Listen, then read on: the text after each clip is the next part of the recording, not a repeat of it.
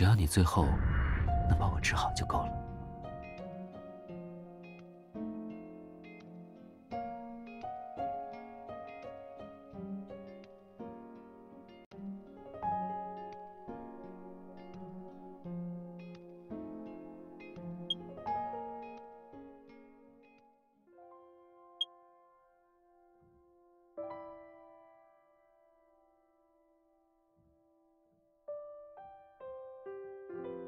怎么没有睡一觉？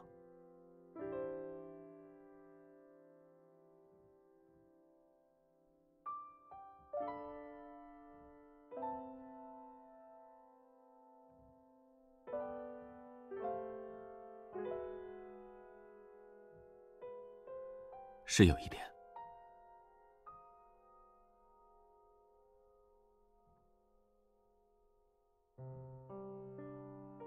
如果我没有过来看一眼，你是不是准备一个人硬撑过去了？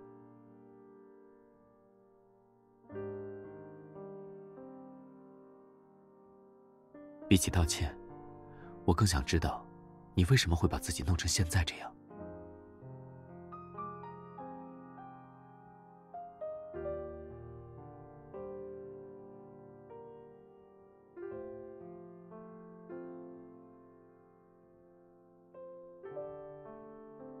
那你为什么要瞒着我？还特意发短信给我，说自己最近忙着工作，要失联一段时间。就这么怕我突然打电话过来，然后从你的声音里听出异样吗？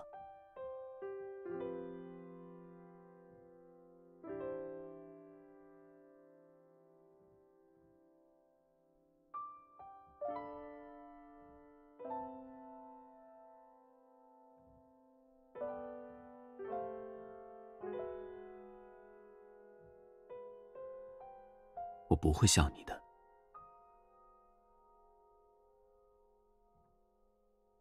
后来发生了什么事？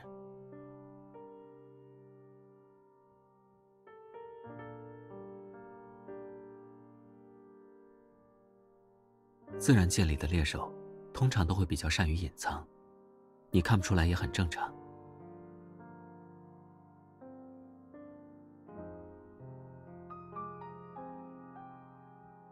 总而言之，无论以后遇到什么样的情况，都不要再贸然行动了。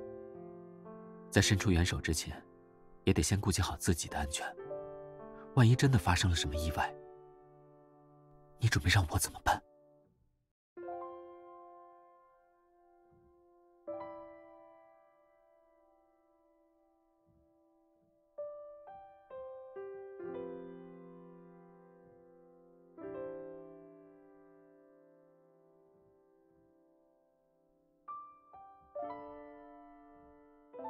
什么感觉？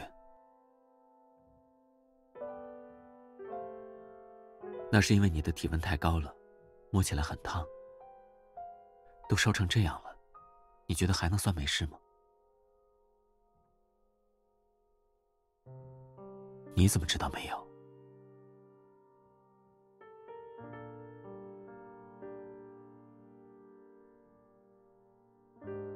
刚刚喝完粥，先别急着躺下，靠着休息一会儿吧。接下来的几天，我从早到晚都会留在这里照顾你，直到你病好为止。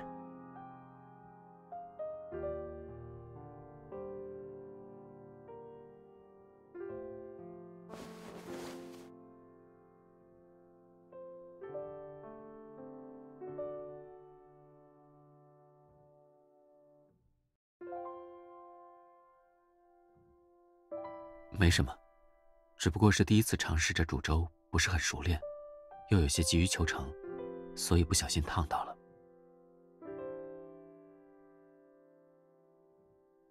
伤口不是很严重，我自己来就好。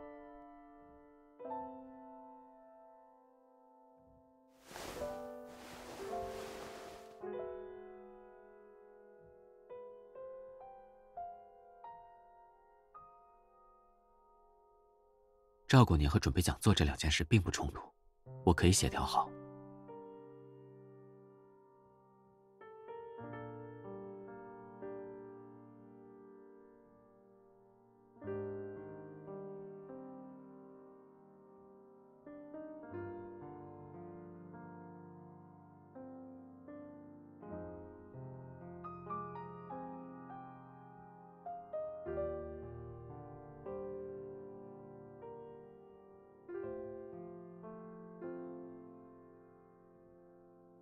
我知道了。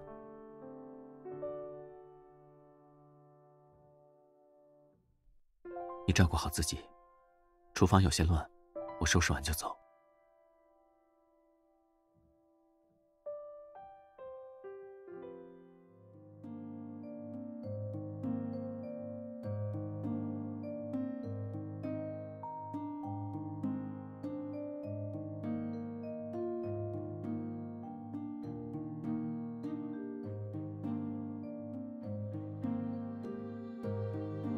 您好，小姐，我姓朱，是莫教授的助理，他委托我给您送午饭过来。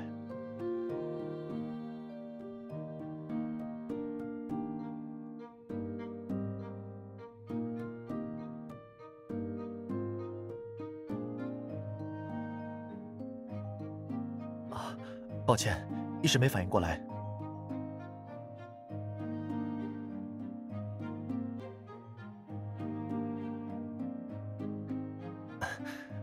其实我还有件事想找您商量一下，是有关莫教授的。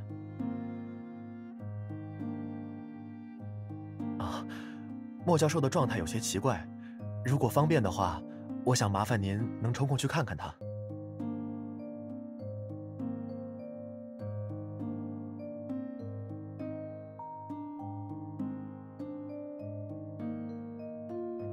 我也说不准。莫教授上午刚刚结束了一场原定的讲座，回来后就将自己关在了办公室里。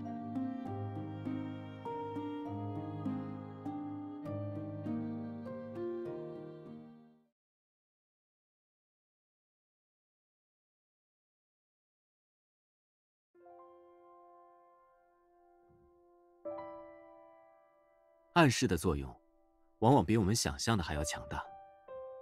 不知道在座同学有没有听说过一种心理现象，叫做安慰剂效应。简单来说就是，只要患者相信自己服用的是止疼片，那么即使它实际上是一些毫无治疗效果的淀粉，也能够在生理上起到缓解疼痛的作用。不过这种效应有时候也能起到负面作用，比如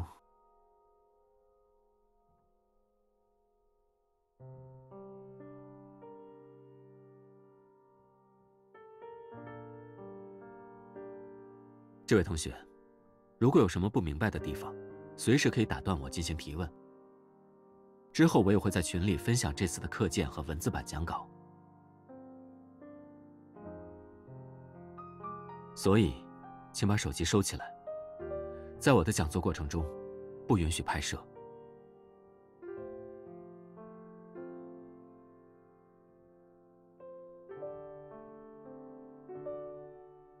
虽然从视频里可能看不出什么异样，但面对面接触的时候，莫教授真的有些不对劲。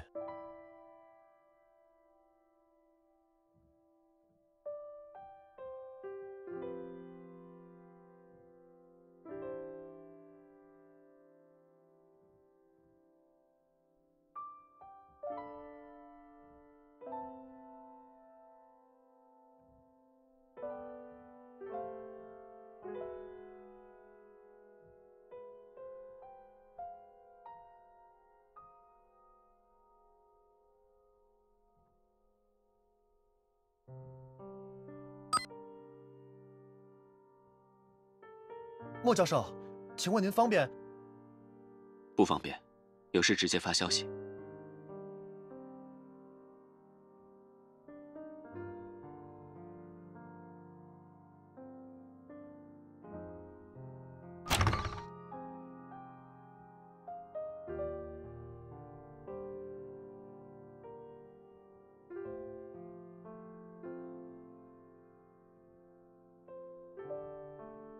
关门。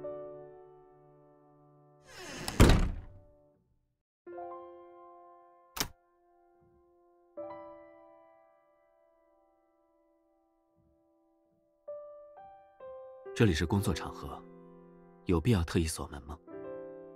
一般来说，在没有征得我的同意之前，是不会有人敢直接闯进来的。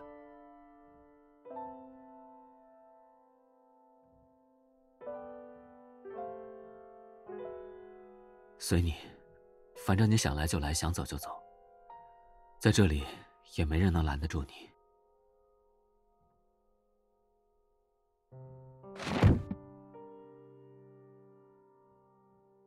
不过，我还是希望你能留下来。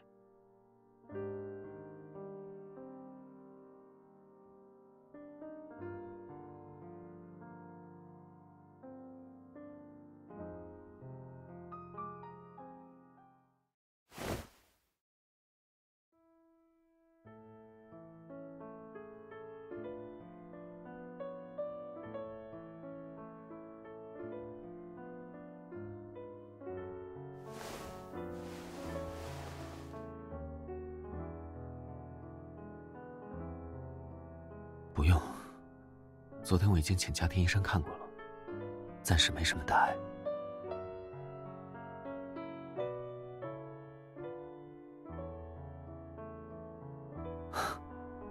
我说的都是真话，毕竟我和你可不一样，不会在这种事情上接二连三的有所隐瞒。真的吗？但就在刚才，我突然发现，你可能还有一件事，没有完全对我说实话。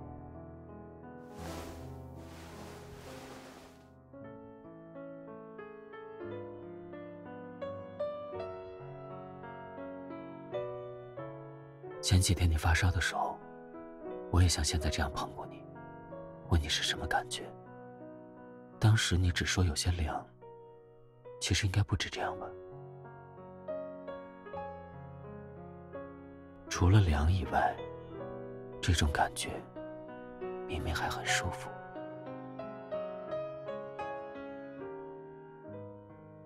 我不想去医院，如果你真的那么担心，就先送我回去吧。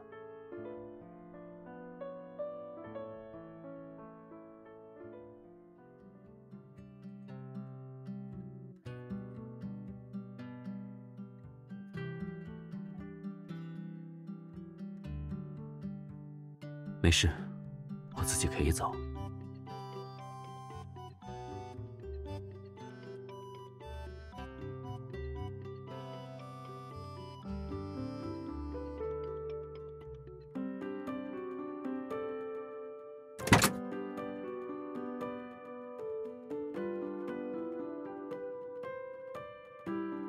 我还是比较喜欢副驾驶的位置。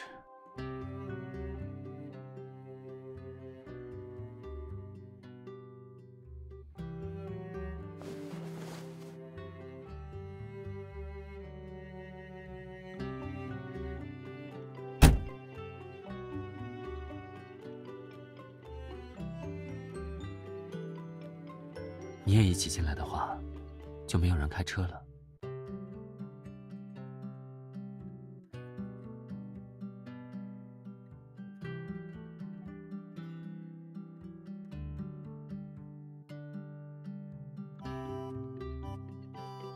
没想到你现在还会用缓兵之计了。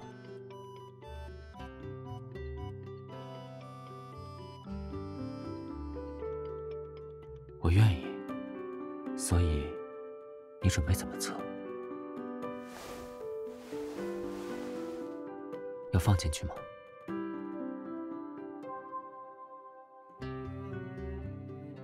那就听你的。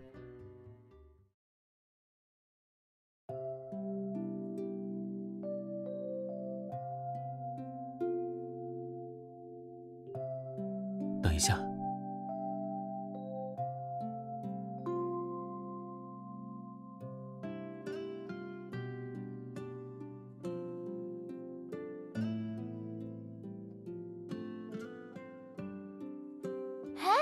这好像是莫教授的车啊，我之前就觉得挺酷的，有种禁欲系的风格。算是车如其人。哎，听心理学院的人说啊，莫教授待人接物一丝不苟，不是特别容易亲近。今天我去蹭他们的讲座听，好像就有人因为中途拿出手机拍摄而被严厉制止了。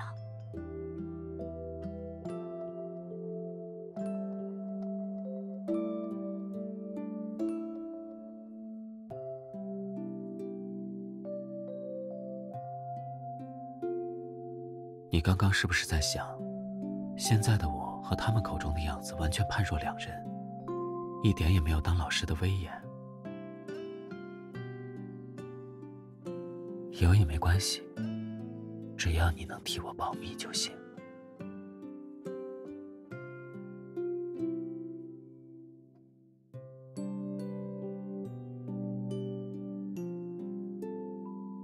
毕竟，我总要做好一件事。既然我是因为这场讲座而不能陪着你，那至少也按照你期望中那样，将它顺利结束才行。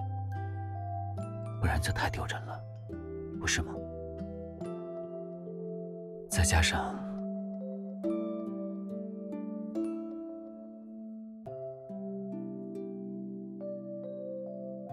突然有些好奇莫教授的车内摆饰啦，会不会有那种很可爱的小玩偶？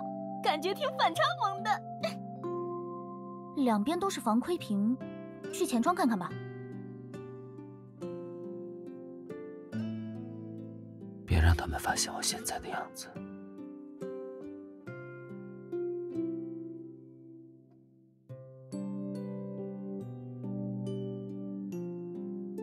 生病的事情，我不想让任何人知道。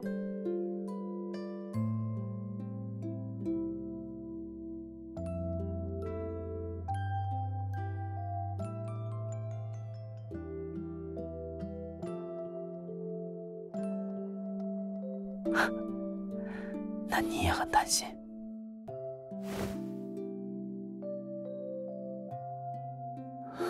你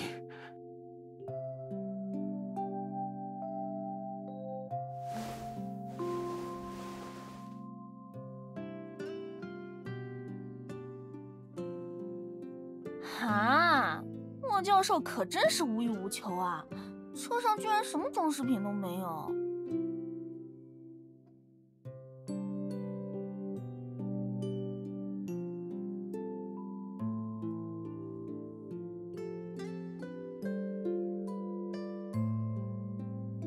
动作幅度别那么大，会露馅儿的。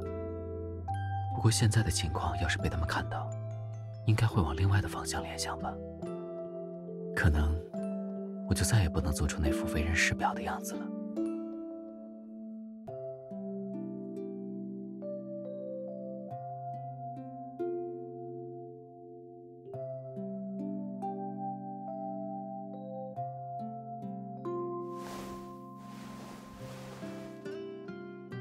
无论是之前救猫的时候，还是现在帮我的时候，你都是这样不计后果，差点就又把自己拉下水了。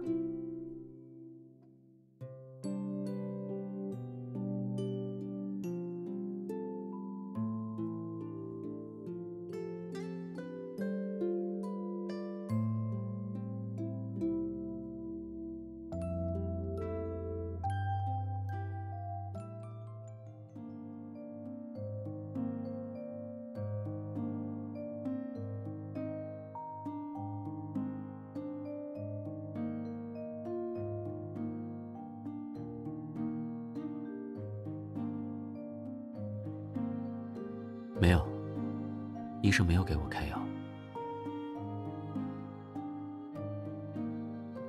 治病的根本原则是对症下药，而我的情况比较特殊，超出了药物的治疗范围。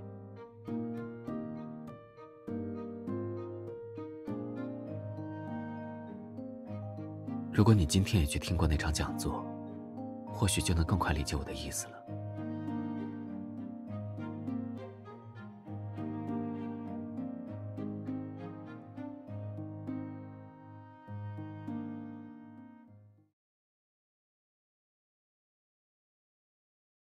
啊，莫教授可真是无欲无求啊！车上居然什么装饰品都没有。心理学的专家好像都有种令人捉摸不透的神秘感。今天的讲座也是听得我一愣一愣的。情绪状态常常难以自控，却又能够直接诱发生理疾病。仔细想想还挺可怕的。也还好啦，就连动物都有因为过于孤独而诱发疾病死亡的案例。人类的情绪复杂多样，本来就容易患上心理疾病，会因此影响到身体健康，似乎也并不奇怪啊。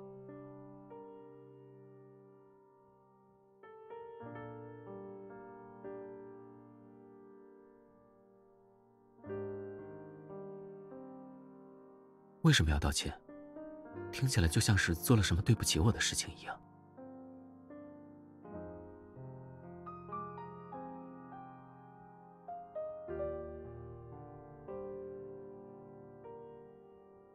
这种话不能乱说。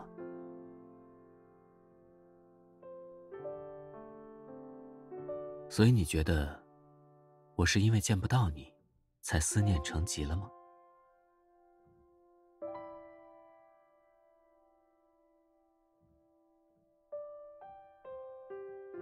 很可惜，我没有你想象中那么脆弱。况且我其实并不擅长忍耐，在特别想你的时候，还是会忍不住去见你的。都到这里了，小伙子，你真的不自己送进去吗？不用，我最近有些重要的工作，被传染就麻烦了。哎呦，你们这些年轻人啊，可真是惜命。要我看，这有什么呀？不过是个小感冒，又隔着门里门外的距离，哪那么容易传染啊？不是我怕，是他怕。哟，看起来他还挺重视你的。是吗？那当然，毕竟一般来说，大家都会希望生病的时候能有人陪在身边吧。其实听完他的话后，我本来是准备不再借用助理的名义，而是直接去见你。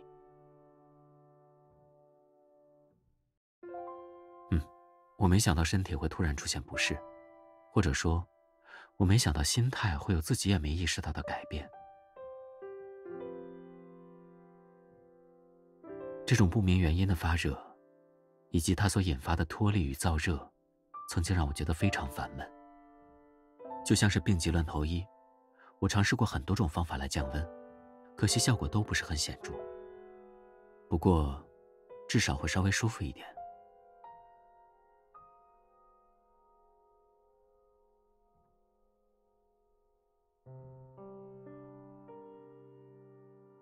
但我的家庭医生说，这多少能起到降温的功效，不用忌口。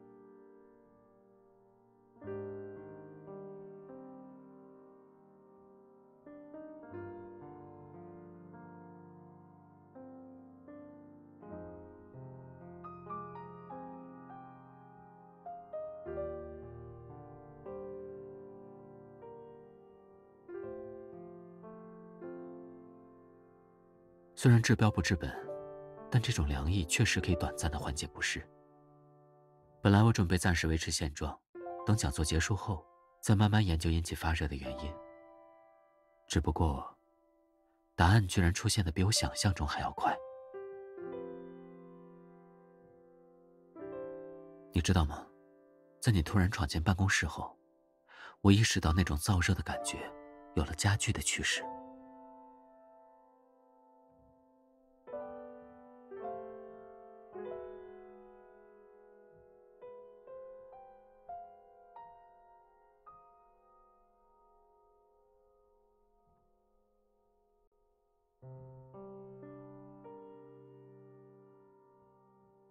就算是因你而起，也不能证明我对你有所抵触。当时我虽然感受到了强烈的不适，但与此同时，心底涌现出的欣喜也是确切而又真实的。所以，我想到了另一种可能性。或许在那场讲座中，我除了是主讲人外，同时还是一个非常典型的案例。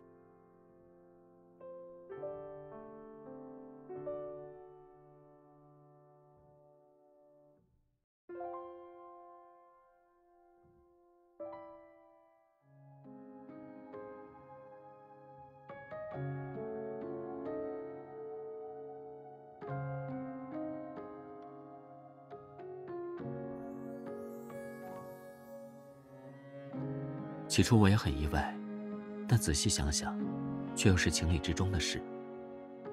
在你生病的时候，我会格外关注你，恨不得时时刻刻能陪在你的身边。我一直以来都想要给你最好的，虽然不求回报，但又常常忍不住会去期待。或许在我的潜意识里，其实也一直渴望着受到同等对待吧。这种无意识的想法慢慢在心底植根生长，最后形成了一种强烈的暗示。是不是只要我病了，就能让你舍不得从我身边离开了？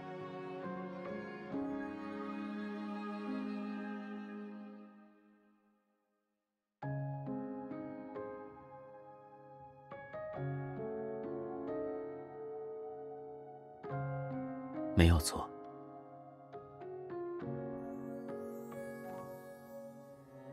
本来，如果你没有刨根问底下去，我是不准备继续说的。毕竟这也不算是什么光彩的事情。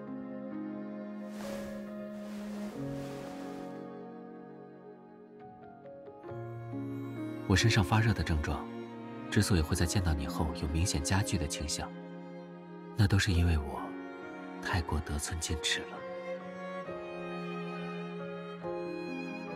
刺激会引起反应，反应就等同于是对刺激的回答，而有时候这种回答是还不够。当我发现身上的难受与不适真的能够获得你的关注后，就会忍不住去贪求更多。有些人永远不知满足，欲壑难填，而我大概恰恰就是这样的人。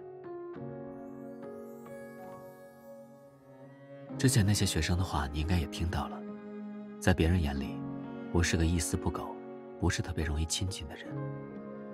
所以，你觉得我对谁都会这样吗？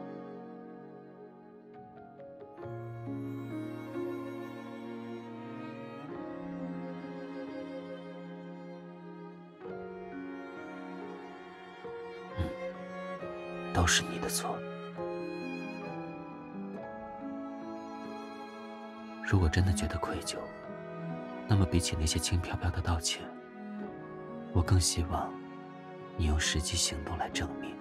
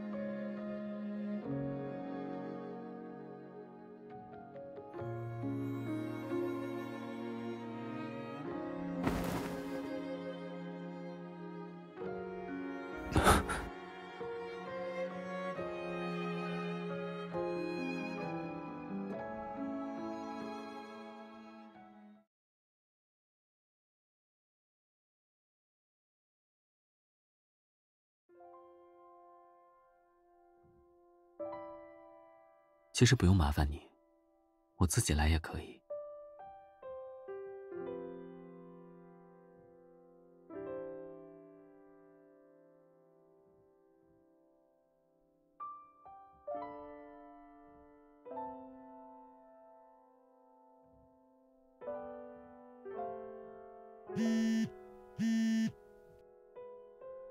我临时有些事。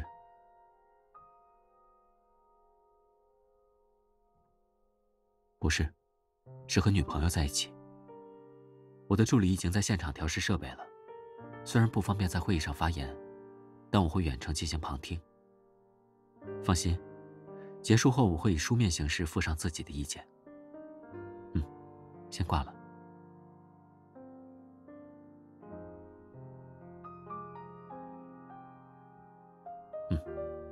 这场学术会议还会邀请到一些国外的教授，各方协调过后才定了这个相对合适的时间。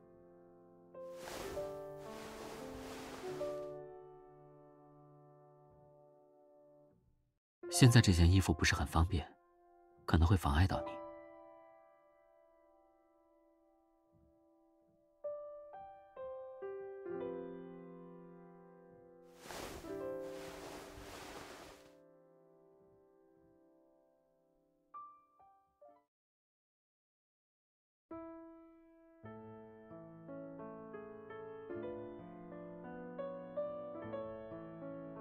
你这么做，是真的想帮我退烧吗？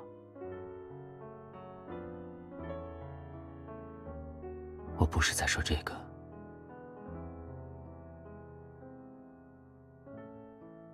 刚才你的手似乎不是很安分，是以为我没发现吗？你要是再继续做些小动作，会议过后，我可能就交不出那份书面意见了。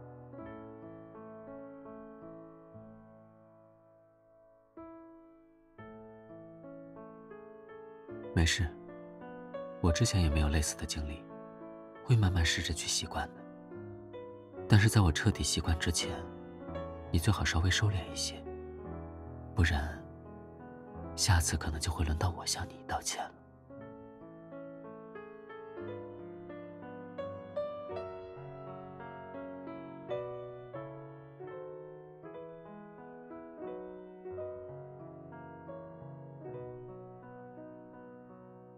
没有别人。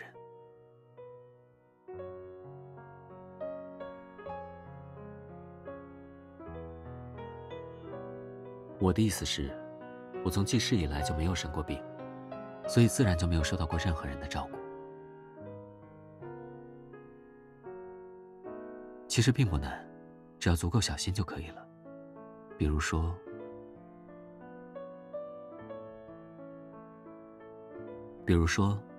无论天气冷暖，都要时时刻刻把衣服穿好。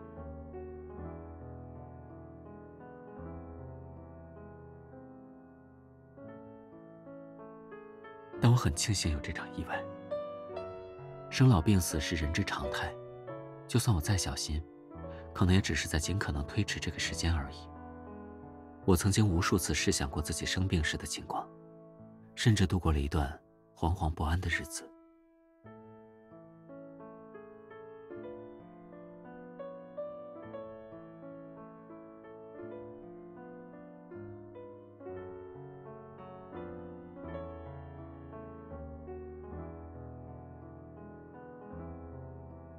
你说的对，如果我早些知道第一次是因为你，或许就能更加坦然地等待这件事的降临了，甚至还会有些期待。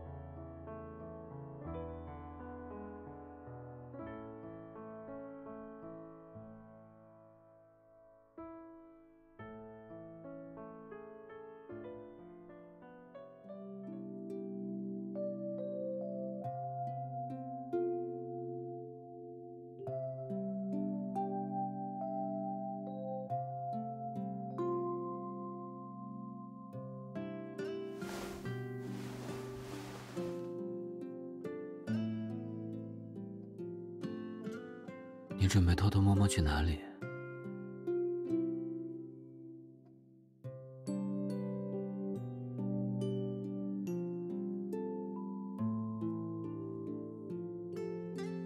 被你吵醒的。不过房门在睡前被锁上了，不吵醒我，你也出不去。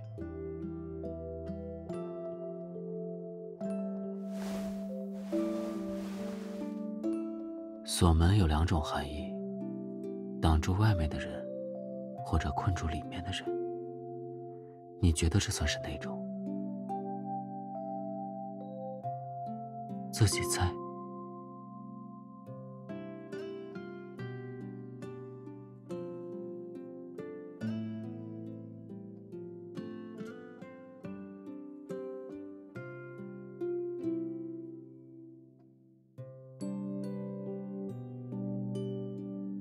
你还没回答我的问题，刚才是准备瞒着我去哪里？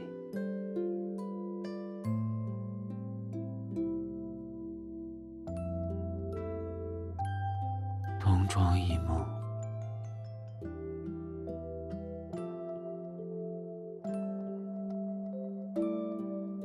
去，等我一会儿，我需要稍微收拾一下。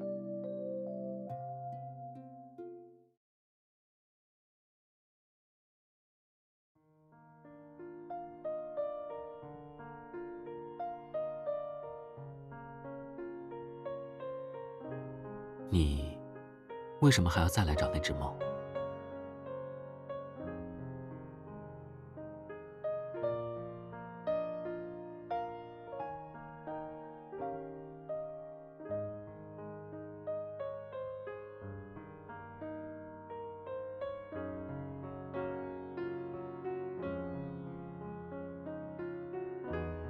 你别动，我来吧。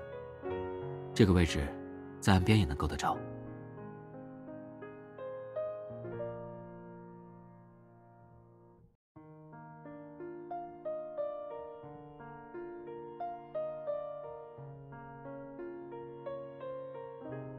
他可能是病了，所以有些虚弱。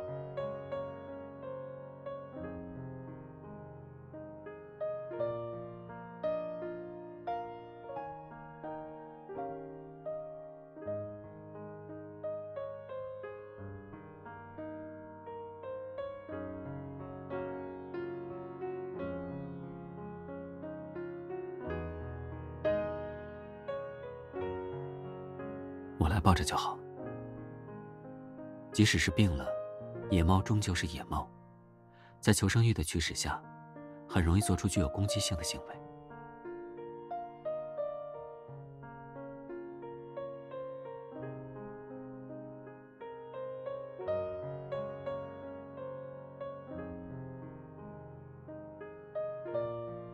在野外独自生存，如果身体虚弱，就很容易会成为其他动物捕猎的对象。这里四面环水，又有芦苇遮盖，算是个隐蔽又安全的地方。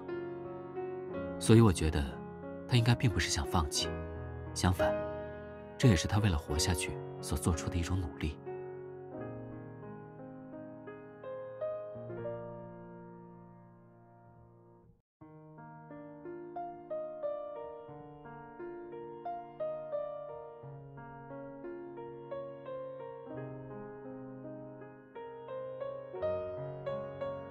我觉得他或许知道，但确实也没有更好的选择了，不是吗？只能说，还好他最终遇到了你。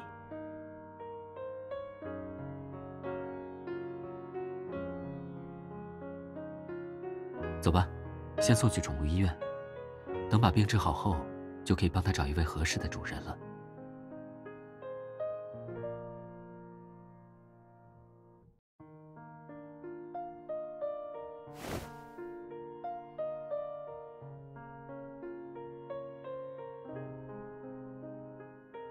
这么快就走了？无论是猫还是人，你总是会对生病的那方格外心软。所以，是不是在我身体痊愈过后，你就不会再像之前那样继续陪着我了？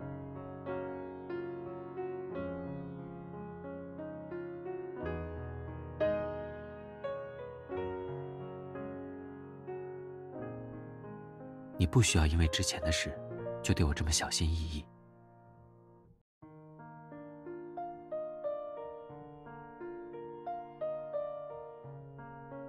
之前我对你说过，我没有你想象中那么脆弱，所以就算你真的说是，也没关系。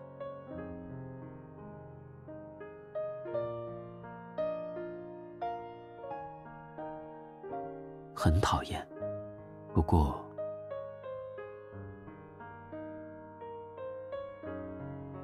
如果是因为你的话，就没关系。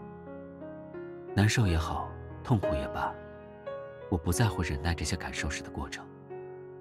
我可以允许自己因为你的原因而出现不适，就算是生病也无所谓，我不会怪你。只要你最后能把我治好就够了。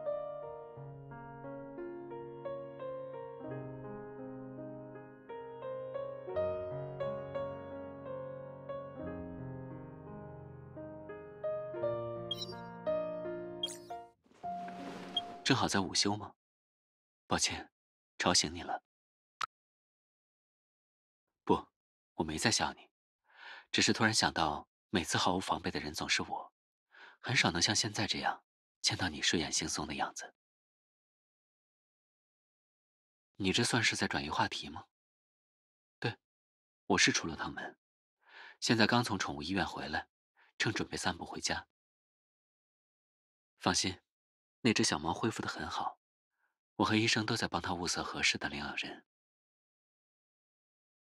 你说我吗？那恐怕不行，我当不了它的主人。也不能说是讨厌，我比较看重眼缘，对宠物的种类并没有特别的喜恶。但饲养宠物不仅需要提供良好的物质条件，还需要花费额外的时间去照料和陪伴。或许它会让我身边稍微热闹一些，但我却没办法给予它同等程度的关注。也不全是工作的原因，只不过人的精力终究是有限的。所以比起权衡轻重，有所取舍，我更喜欢把注意力全部集中在一个人身上，比如你。你脸红了，在想什么？想和我一起养的。如果你真的想清楚了，那我也没什么意见。很惊讶吗？但就像你总在支持我一样，我也会一直支持你，更不会用自己的标准来要求你。我们之间是对等的。好像下小雨了。我今天没开车，只能去附近的咖啡厅稍微待一会儿了。想来就来吧，记得别着凉就好。你要是再冒冒失失把自己弄病了，我就不会像之前那样好说话了。